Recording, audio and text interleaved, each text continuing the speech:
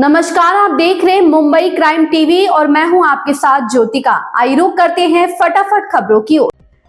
शिवसेना के नेता संजय राउत और आनंद दुबे ने सामना में महाराष्ट्र के मुख्यमंत्री देवेंद्र फडणवीस की तारीफ किए जाने पर प्रतिक्रिया दी। संजय राउत ने सवाल किया कि आखिर हम क्यों नहीं उसकी तारीफ करें। वहीं दुबे ने कहा कि तारीफ पर किसी के पेट में दर्द नहीं होना चाहिए।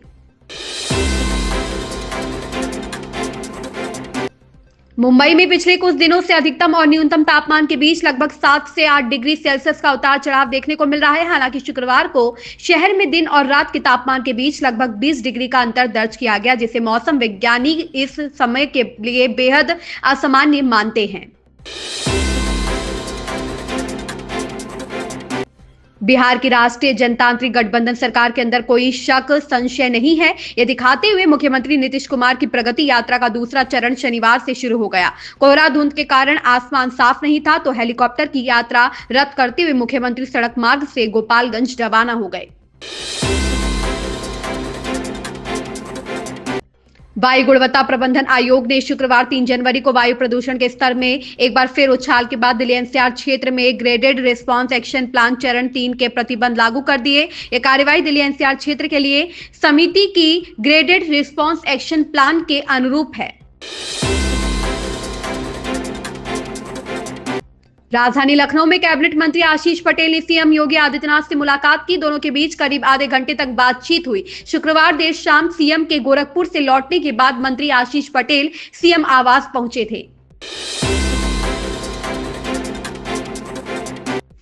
7वीं दिल्ली विधानसभा के 5 साल के कार्यकाल में कई महत्वपूर्ण विधायी कार्य किए गए। इस दौरान कुल 1095 प्रश्नों को सूचीबद्ध किया गया।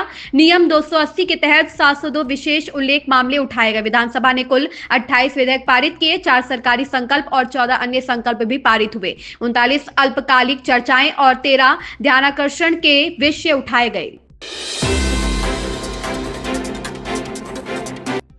महाकुंभ में लगे श्रमिकों के बच्चों के लिए मेला क्षेत्र में अस्थायी स्कूल बनाए गए हैं। यहाँ 5 विद्या कुंभ प्राथमिक विद्यालय बनाए गए हैं, जिनमें कक्षा 1 से 5 तक के बच्चों को शिक्षा दी जा रही है।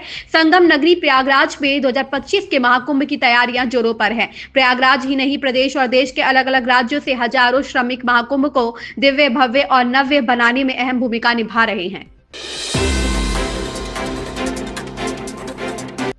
प्रधानमंत्री नरेंद्र मोदी शनिवार को राजधानी दिल्ली स्थित भारत मंडपम में ग्रामीण भारत महोत्सव का उद्घाटन करेंगे। 6 दिवसीय कार्यक्रम का विषय विकसित भारत 2047 के लिए एक ग्रामीण भारत का निर्माण है। इसके उद्देश्यों में देश के ग्रामीण बुनियादी ढांचे में मजबूती लाना, आत्मनिर्भर अर्थव्यवस्था बनाना और ग्रामीण समुदायों में नवाचार को बढ़ावा देना शामिल है।